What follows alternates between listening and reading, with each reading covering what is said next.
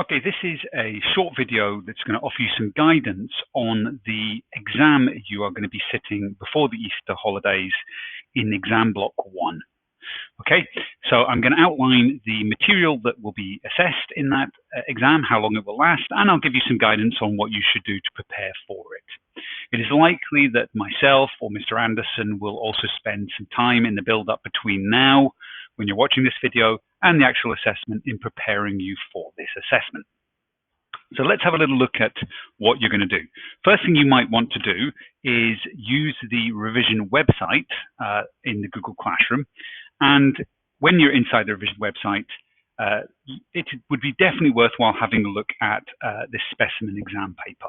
Okay, you can also find lots of other practice exam papers going back in time here, down at the bottom. So if we have a quick little look at this specimen exam paper, I'm going to show you what part of it you're going to be sitting in the first exam block. So you are going to be answering section 3, which means you're going to be doing 20 marks worth of questions on global issues.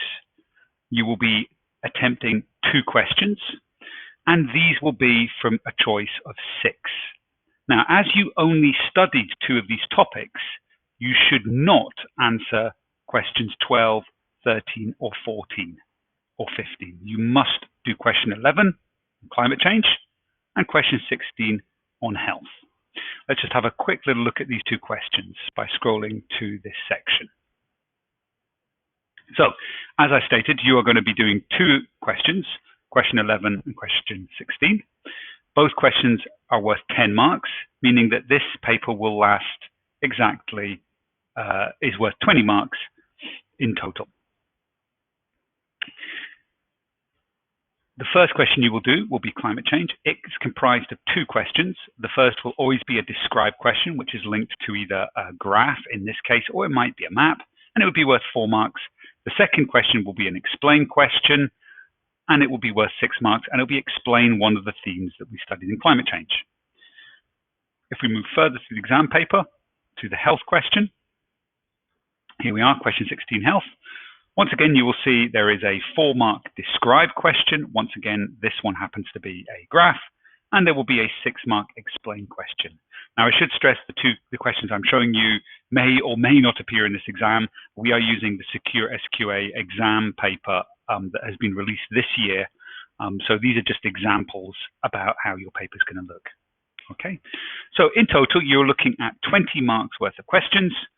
You will be told close to the time the exact length of time that you'll get to do these, but this will mirror the typical exam paper, or the amount of time you would give yourself. And if you get extra time, you will be given that. Also, if you've opted to type your exam, you'll be given the option to type the exam. The content you should revise, could I ask you to have a look at the revision checklist, which is available here. And when you click and open that checklist, you should scroll along to the 3rd tab, which is the Global Issues tab in this revision checklist.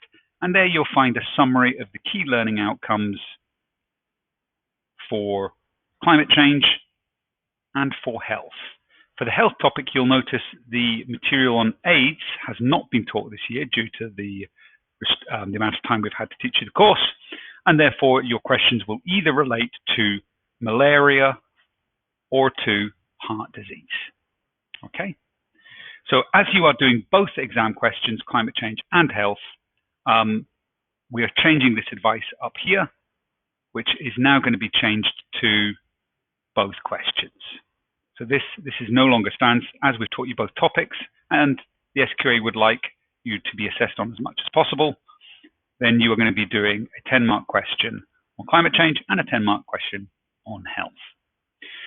My final piece of advice would be, I would recommend you use the study guide you were given, as well as the practice questions. Those 2 were booklets you were passed over to by your teacher. And I would also recommend you use your printed class notes on climate change from S3. So these will be hard copies that you should have in an S3 folder prior to the first lockdown. And the health topic notes, they should be in digital form because you've studied that topic since Christmas.